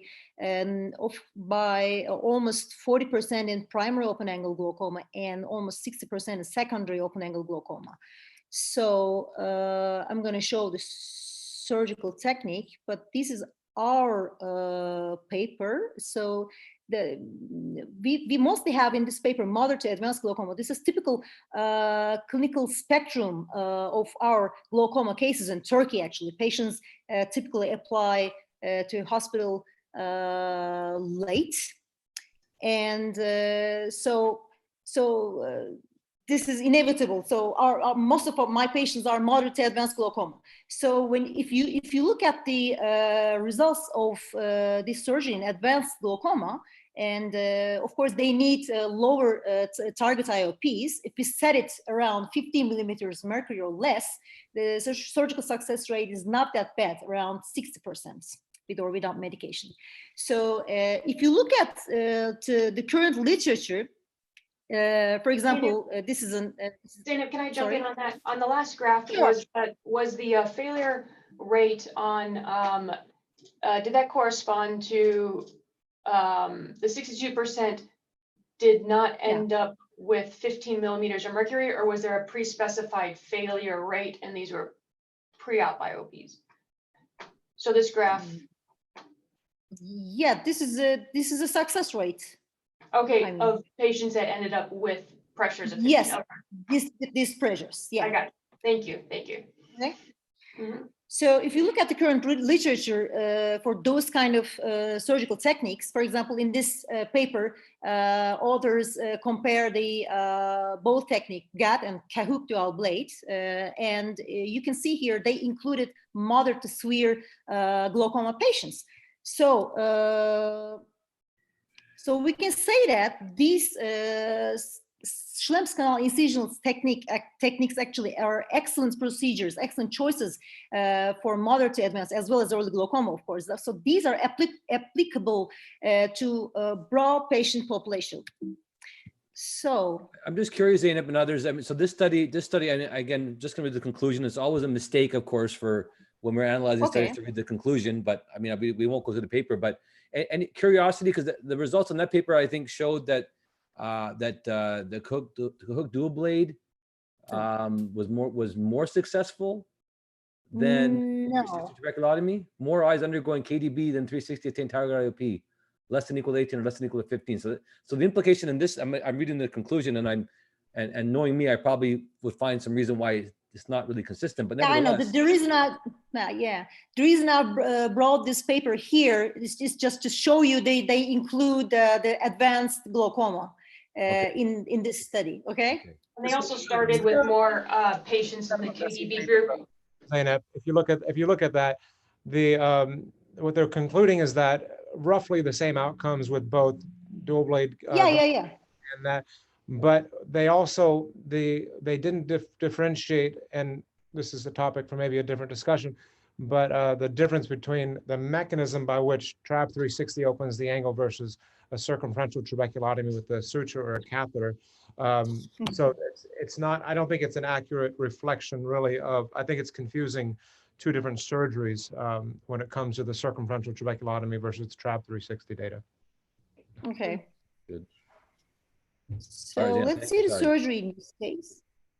So this is the first case. You see here, the angle is not that wide. I'm kind of sometimes pushing the iris back after the goniotomy. I make blunt the suture tip and insert it into Schlemm's canal. I'm having some kind of trouble, seeing the angle properly because of the limbal hemorrhage, as you know, and some sort of iris hemorrhage. But surgery went well here. I keep pushing the suture, and then, as you see here, grab the suture and pull it. So this is first post-operative day. In the right eye, the visual acuity is 2200 and IOP is 19 millimeters mercury. This is not that bad actually. We aim for high teens in early post-operative period to prevent angle hemorrhage, reflux bleeding, to tamponate the angle. So there's a viscoelastic in the anterior chamber. So if you look at carefully to the picture, you can see that angle is quite a little bit narrow here, and patient's visual acuity is not relevant to the clinical picture because the central visual axis is not that bad. I mean, there's not too much hemorrhage in the central area. So we checked patient's refraction, and we saw that myopic shift here in this eye. So at this point, what's going on here? Do you have any comments? Well, let's see if there's any corny people left here. I don't know, but yeah, we got a couple good glaucoma folks here. Any comments? If you don't have any comments, then no, we need comments. We need comments. We need some comments here. Yeah, so that chamber looks like a little shallower, doesn't it? Yeah, just little. It's really nice when we have the two eyes to compare against, because you look at the chamber on the left side, and in a vacuum, it's not flat, it's not completely shallowed, but it is substantially more shallow than the other eye. So right. As you astutely did in getting the refraction, I mean, this whole complex needs to be pushing forward, and then to really know how to treat the lens iris diaphragm moving forward. You have to think about, why does that happen? What's the pathophysiology of that? But that's where my thought process starts. Yeah. So we're getting a lot of comments in there in the chat box. A lot of people talking about cilio-choroidal detachments, misdirection syndrome. Some people write aqueous misdirection. Matt Schlenker has written supraciliary fluid. I'm presuming he's probably implying something with that rather than just saying effusion. Yeah. Great So what do you points. think, Devinder? The chat group, the guys, the gals and the guys watching this are pretty good. They're got a good list here. Yeah, I mean, I think there's a standard workup. It's good to always think about aqueous misdirection, acute and subacute, and sometimes chronic aqueous misdirection. But I think in this situation, before you can diagnose aqueous misdirection, you need to do a UBM to visualize the ciliary body and see if there's any fluid underneath. And I think Zeynep is going to get to some of that stuff, which can lead to a broader discussion about why this may happen and the mechanism behind, what's going on after trabeculotomy. Yeah. So we need further imaging stuff, So this is topographic pictures. You can compare both eyes.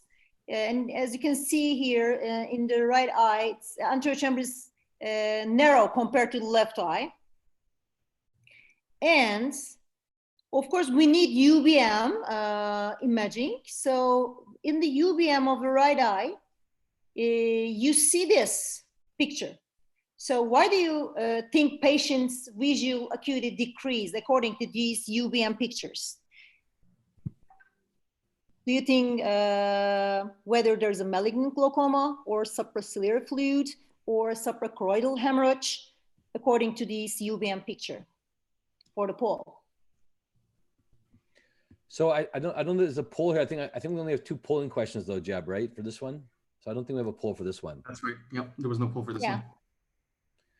Okay. But well, I mean, so let me ask you a question. Can this be malignant glaucoma? I think it's important to consider malignant glaucoma in this situation. I think. Well, sorry, I meant with this image though. Seeing the image. Oh.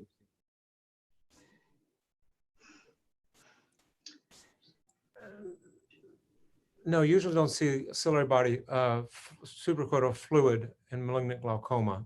You'll see the ciliary body rotate forward, but you won't see any fluid. Mm-hmm.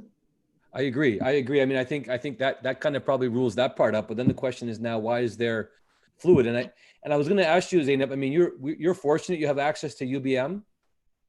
I was going to ask that, and maybe somebody asked this question. When you looked in, were you able to look at the fundus? Did you see anything on the fundoscopy? No, nothing else. There's nothing else in the posterior pole. So when I saw the myopic shift, so I just go ahead and do UBM, and then saw this picture. So this is basically as you said, ciliary fluid in the periphery, and there's nothing else in the posterior pole. And ciliary looks a little bit anteriorly rotated, and nothing else in the fundus. So this is basically supraciliary fluid on the first post-op day, right after the GATT surgery with myopic shift. And patients really complaining about her vision. And just some questions that came up. This patient's axial length refractive error. I think somebody asked that question. That's right. Axial length is totally normal. I mean, around 22 or 23 or something else. I don't remember, but nothing special.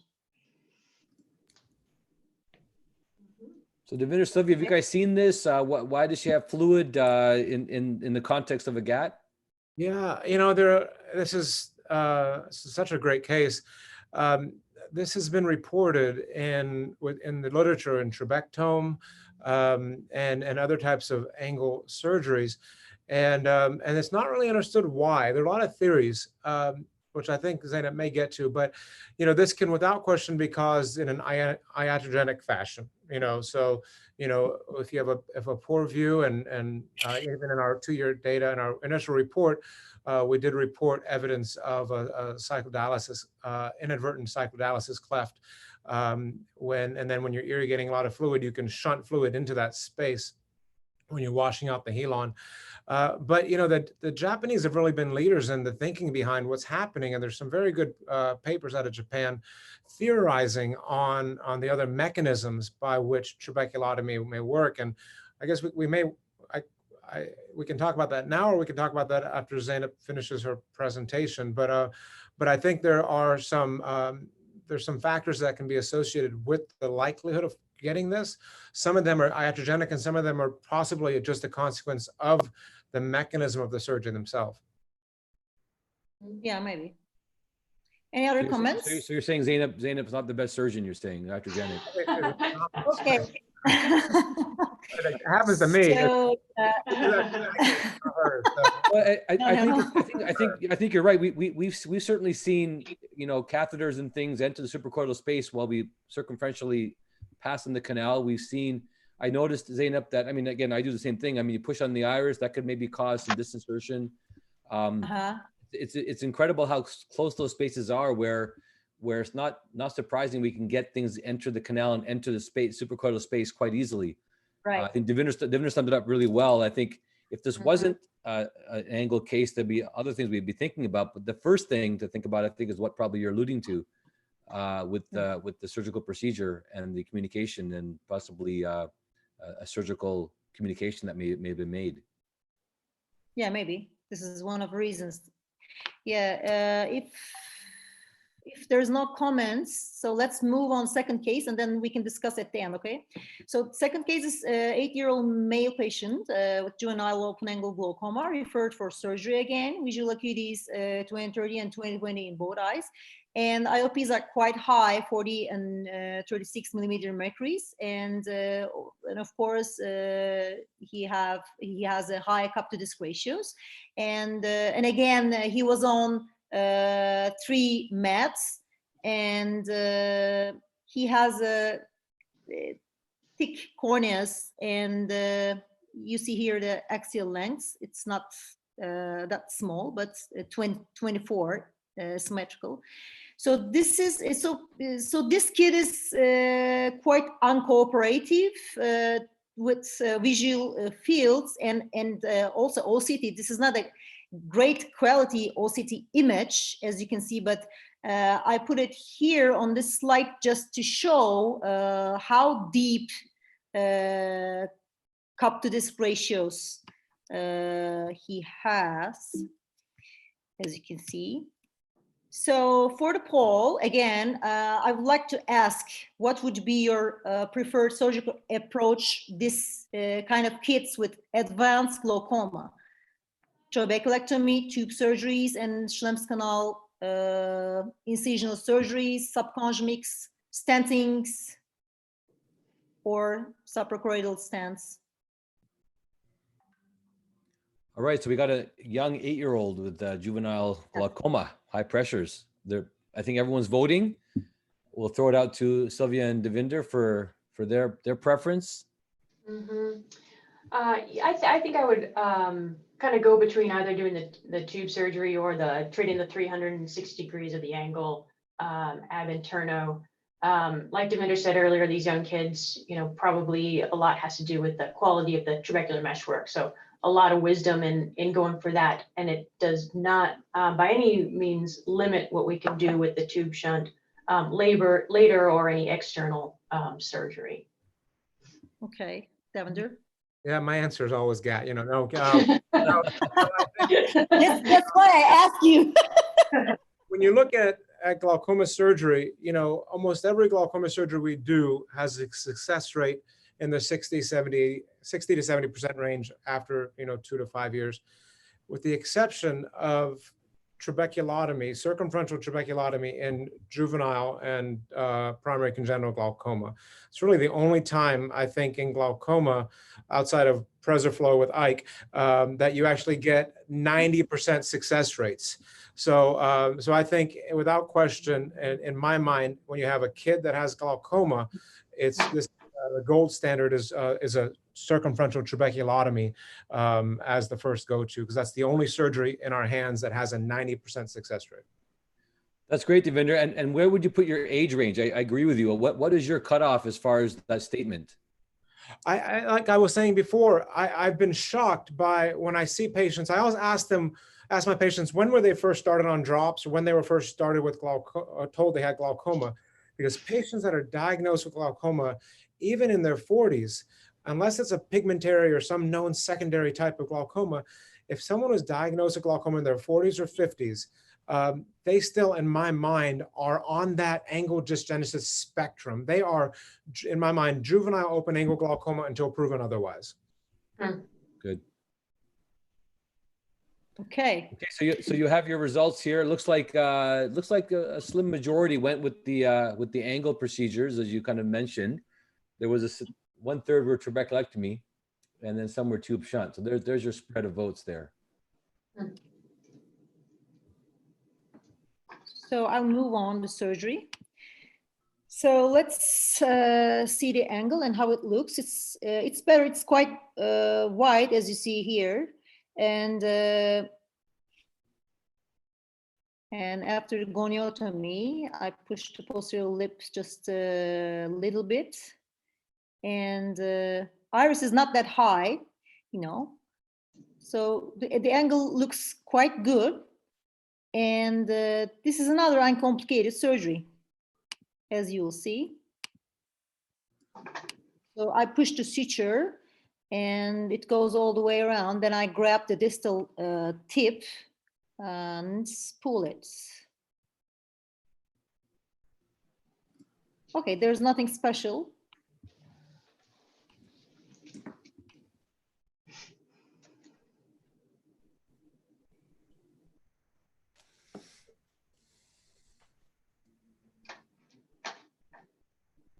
Okay. So just a question while you're doing that, Zainab, what suture, you may have mentioned it, but I think there was a question about what suture do you use? This is 6-0 Prolene suture, but in kids, in newborns or young kids with primary congenital glaucoma, I used to insert 5-0 Prolene suture, which is more rigid, because in dysgenic angles, you know, they used to stop somewhere else in the Schlemm's canal. It might be kind of tricky to push pliable materials in the kids' Schlemm's canal and dysgenic angles. So that's why I use in newborns. That's why I use 5-0 in newborns. But in this kids with juvenile open angle glaucoma, I use 6-0 Prolene suture in this case. And Divinder, Sylvia, what are your choices for suture material? I mean, what are you using typically? You know, when we first started doing GATT back in 2011, we basically tried everything. We tried 405-060 nylon, 405-060 Prolene. And, you know, my hands are not as good as Zainab's because I couldn't do this with the external trabeculotomy was classically done with the 6-0 Prolene. But we felt, at least in adults, it was hard to get around consistently with the 6-0 Prolene because, as she mentioned, it's not as strong. Kids are a little bit different, and she's really pioneered this in tiny babies. In the US, we're a little spoiled because still in my tiny babies, when I do GATT, I tend to use the catheter just because they're more prone to have a very dysgenic angle and possibly an incompetent back wall of Schlemm's canal. But my standard go-to is still the 5-0 Prolene. Mm-hmm. Sylvia? The catheter typically, or 5-0 Prolene. Mm-hmm. Yeah, same. Okay, Zainab, so it looks like you went with the group this time. You went with the polling group for your procedure? No, there's no poll question at the moment. No, the polling group for this question was people would do a GATT here. Mm-hmm. Yeah, I know. Yeah, I saw it. You went with that vote. Yeah. You went with the group. So on first post-operative day, it's exactly the same as you see here. Mm-hmm. So this was our second case. So the anterior chamber is quite shallow here again, when you compare both eyes, and the visual acuity was a bit low, 2200, and it's not relevant to clinical picture. There's no hyphema at least in the optical axis. Looks clear. So IOP is 60 millimeters mercuries without any medication. So there's a little bit viscoelastic in the anterior chamber, of course. And once we saw this clinical picture, again we checked the refraction, and here again, we saw myopic shift, like -6. And it's quite same clinical picture. And as you can see here in this anterior segment topographies, it's quite narrow in the anterior, in the right eye compared to the left eye. So this is orbital ultrasonography, and it supports the clinical picture. There's a fluid, suprachoroidal fluid, as you can see here.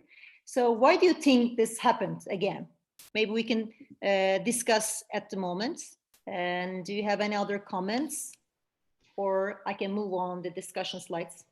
Yeah, so I think that similar to what we talked about on the other case, always the, pushing fluid down into the space, but we didn't really talk too much about, the hypotony aspect, which, yes, we have a pressure of 16 here, but we're still thinking about, is that viscoelastic in the anterior chamber? Is there maybe some disequilibrium from the front and back?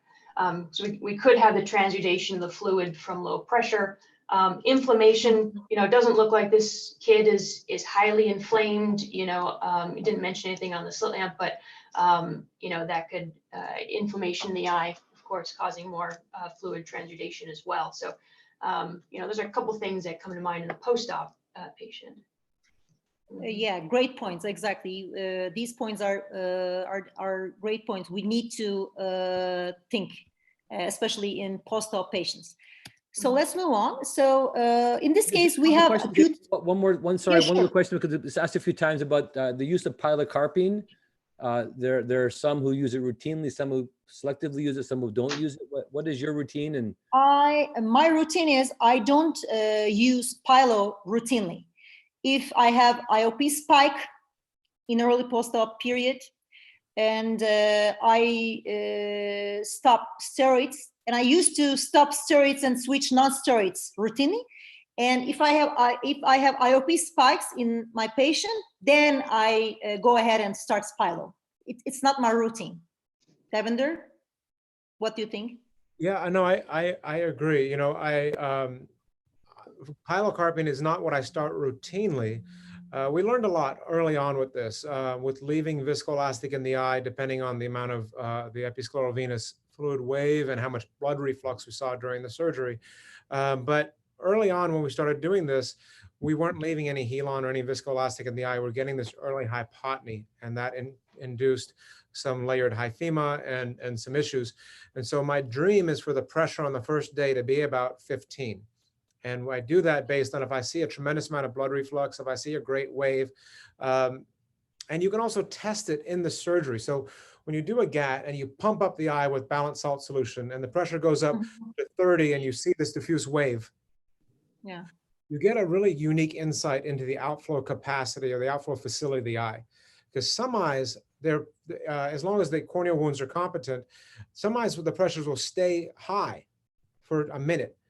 And some eyes, the pressure just goes from 30 immediately within 5 or 10 seconds down to a normal physiologic range, and you start to see blood reflux.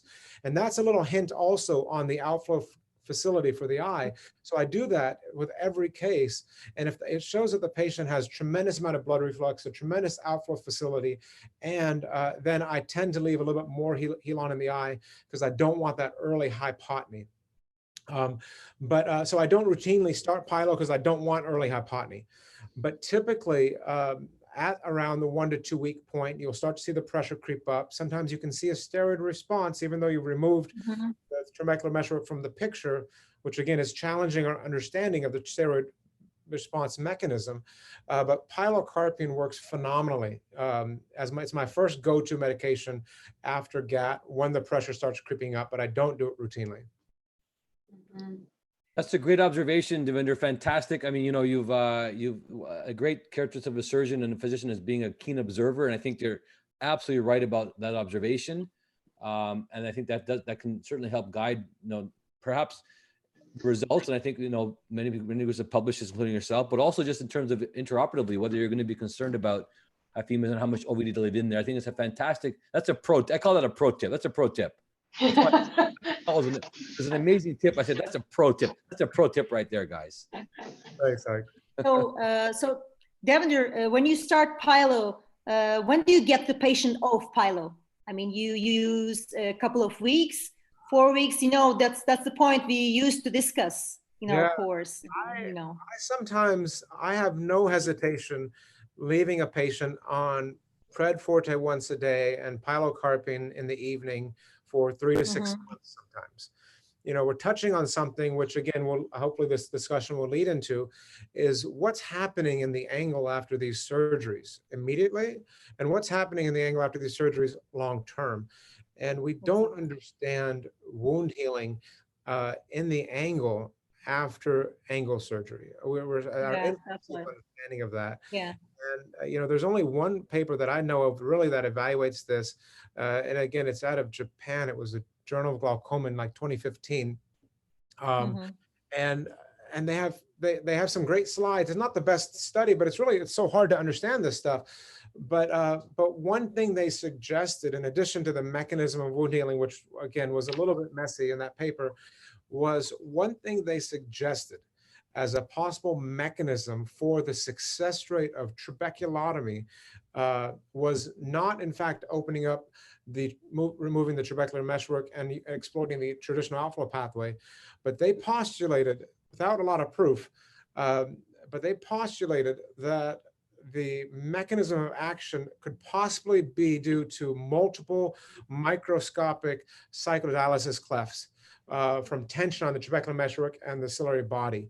And so, you know, maybe what we're seeing here is, you know, not something that was caused blatantly iatrogenically, which again, like I said, I've done before, but especially early on, but maybe it's based on, and we'll see this. And again, one other thing you'll see, and I think you saw this on one of the videos that Zeynep was showing, was when you're pulling on the suture, the eye behaves in different ways depending on the age and maybe other factors we don't understand.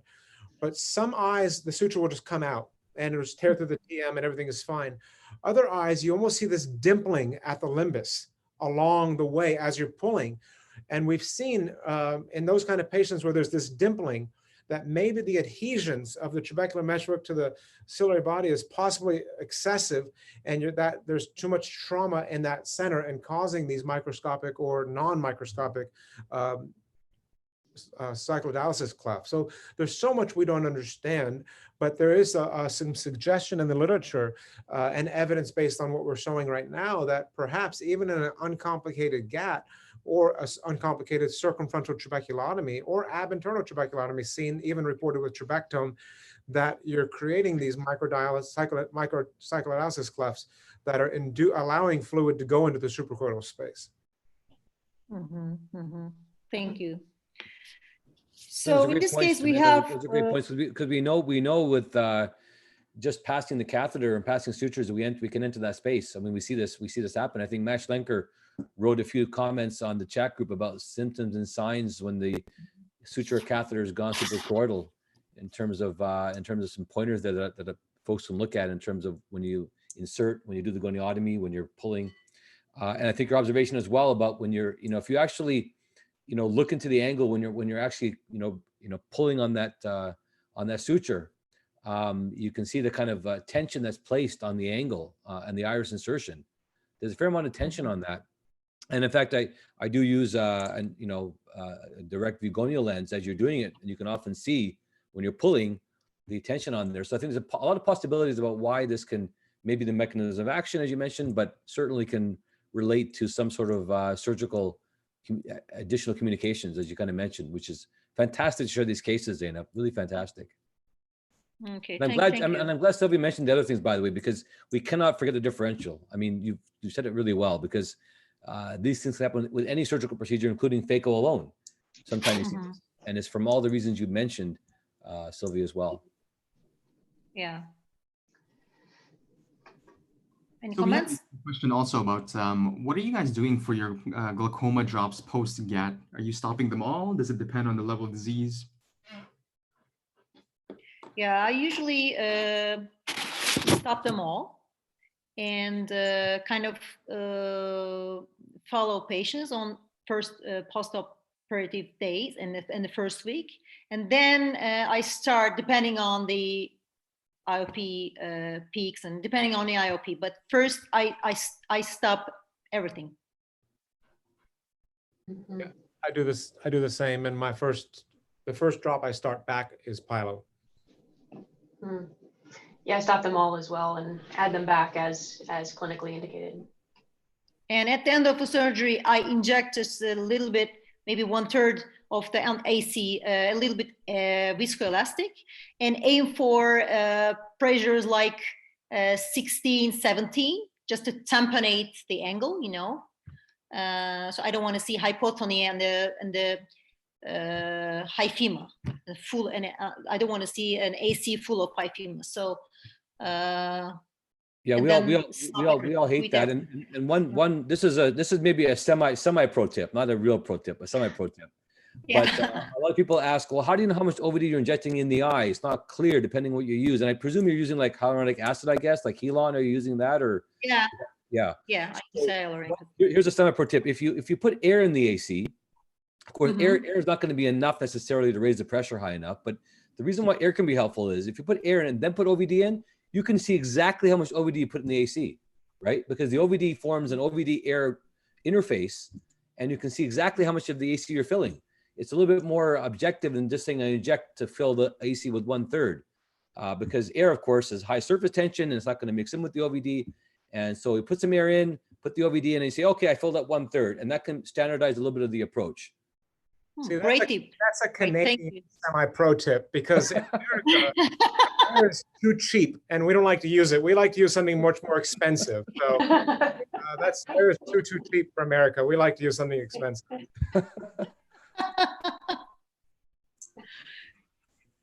Okay, can I move on? Next slide. So in both patients, we have acute myopic shift. So if this is the case, we should definitely question medications. If you look at the current literature, as we all know, lots of medications might cause these kind of things, acute myopia and sometimes angle closure, like Relenza, sulfasalazine, or indapamide. So we should question these kind of things. And none of our patients were using these kind of things. And in the presence of acute myopia, and with these drugs, we might see ciliary body edema and together with ciliary-choroidal effusion. And these drugs might also cause ciliary spasm and lens edema, causing acute myopia. So, but this is not the case here. In our case, we have ciliary-choroidal effusion in early post-operative periods. So as Sylvia mentioned, we should definitely look for a cleft in post-operative period. So we should do gonioscopy, and UBM is crucial here, just to see the cleft, any connection between AC and suprachoroidal space. And these clefts might be associated with hypotonia. And inflammation might be another factor causing ciliary-choroidal effusion, of course. Another factor might be, I'm just assuming, might be a false passage. Maybe we can discuss about it. Sometimes, you know, we try to insert the suture and it stops, so it bends in the canal, or sometimes it might go in directly suprachoroidal space. These kind of surgical traumas might cause suprachoroidal effusion, but this is not the case here. But just in case, it's good to know. It's good to remember these points. So when I searching literature, I've come across this paper, as Devendra mentioned. There are lots of papers, ciliary-choroidal detachments after gonial surgeries, after trabectome, and this paper, this happens after 360 suture trabeculotomy. They used a special hook for goniotomy, and they prospectively followed patients. And interestingly, and they look for fluids and you know they used swept source OCT, and almost half of the patient they detect. Half of the patient series, they detect supraciliary fluid. So, and almost 20%, 25% of cases, they detected as cleft. So this should be remembered. So you can see here some pictures with post-op ciliacoidal fluids, and on the right-hand side you see the cleft, how it looks. There's a connection between AC and the suprachoroidal space. This is what we should look for in those cases. I think an important thing Yeah. on that slide was how many resolved in the early postoperative period without Yes. treatment. So, you know, keeping in mind you can have it, but you know, the expectation of resolution, keeping your mind open on that. Mm-hmm. Yeah, this is very important point. So most of these patients resolved, and they reported that post-operative ciliacoidal detachment had no effect later on IOP and number of medications and post-operative complications and visual acuity. They just resolved in a couple of months, and mostly in a month.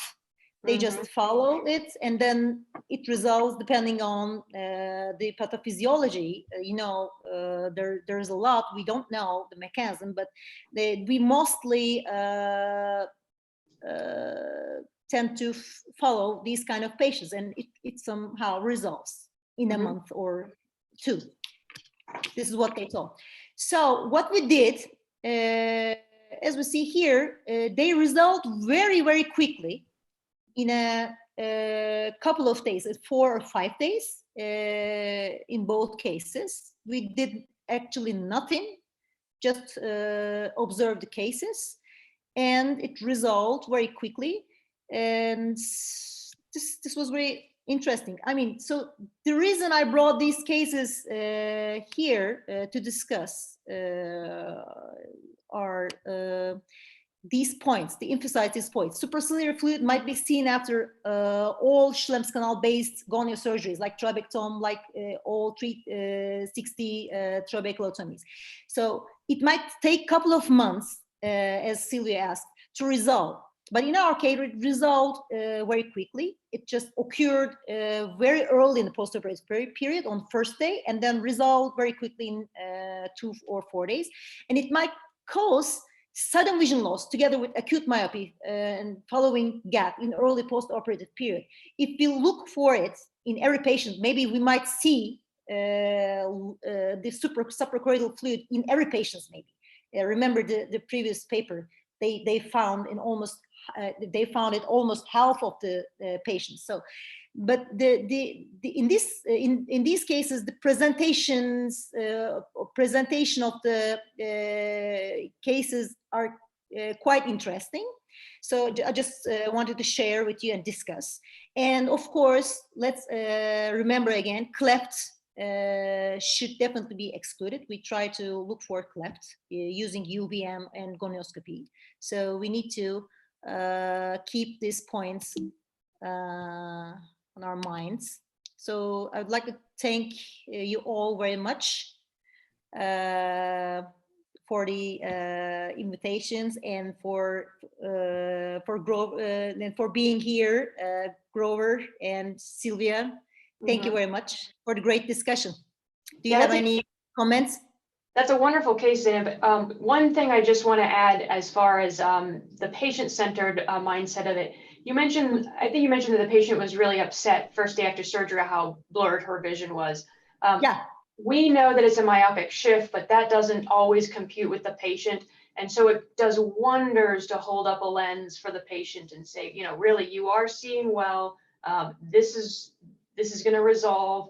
You know, functionally, your eye is working great. It's a matter of a refractive change, and usually just taking that extra minute to talk that through with the patient helps them in their satisfaction, whether it be days to resolve or sometimes the extended weeks. They are a lot happier going through it. Yeah, that's right.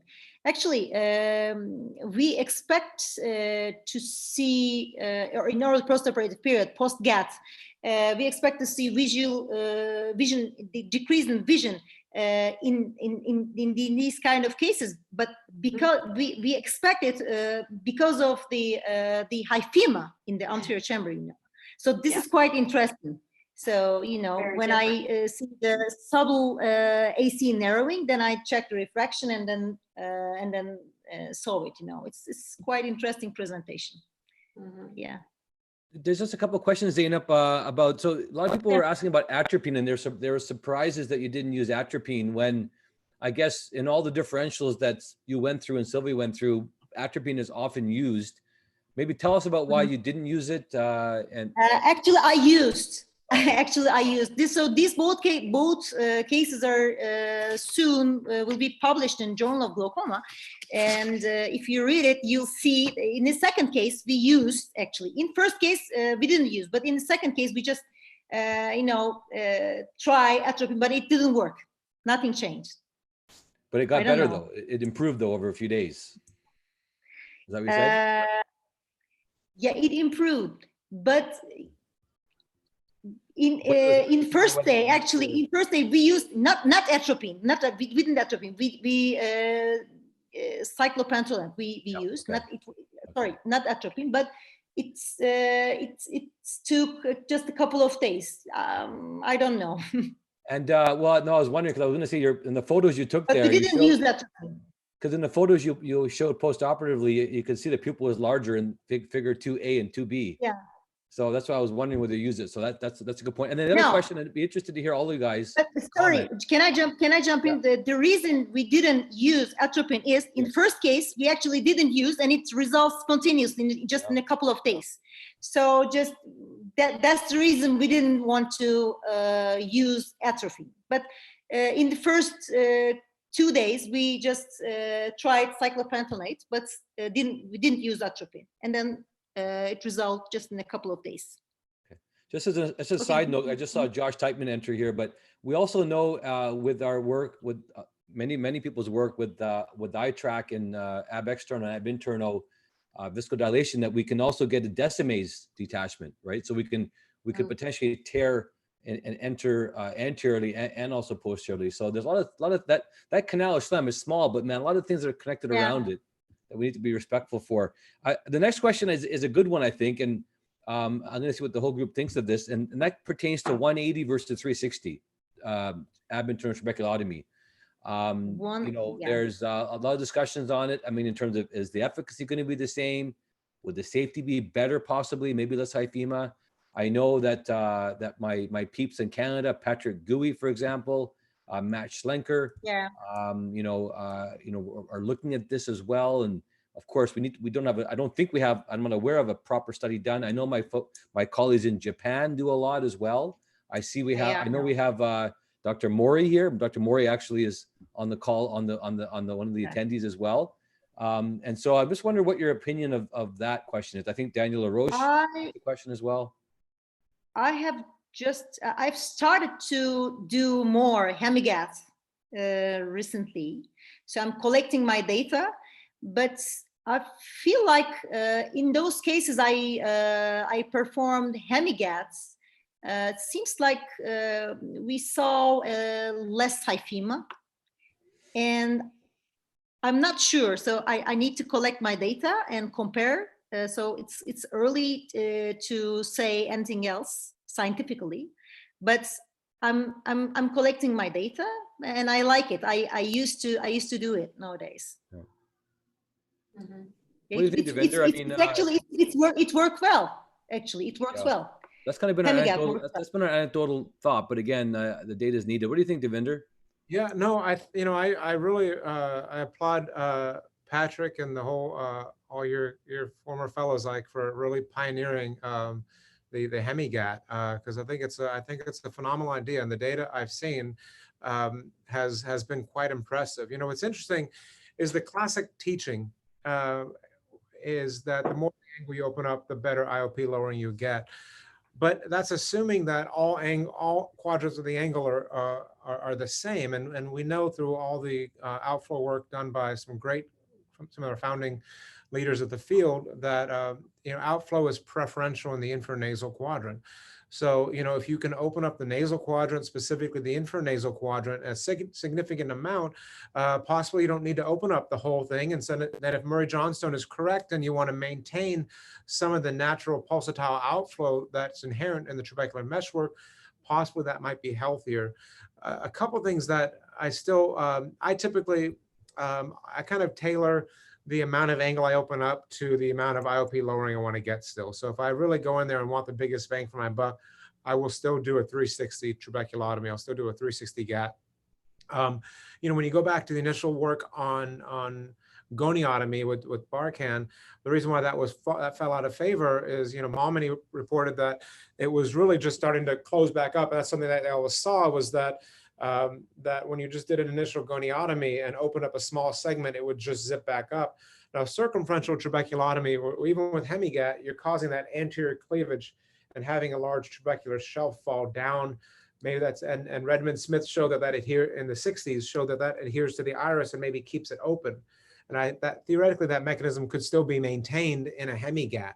So I do think, there's a great role for that. It's definitely without question still a very cost-effective means of opening up half the angle. And if that can reduce the rate of hyphema and still provide a relatively high success rate and maintain some of the patient's own inherent tissue, I think it's a phenomenal innovation.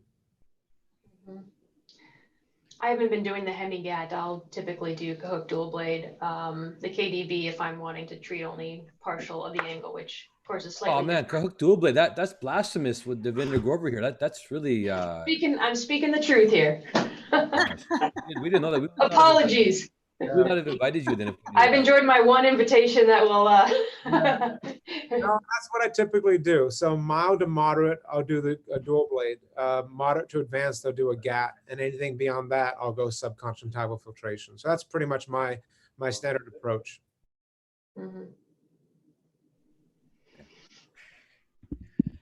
Great. Well, I know we're coming on the end of our webinar here, and we've had a great discussion, man. I mean, I really enjoyed it. I learned both talks.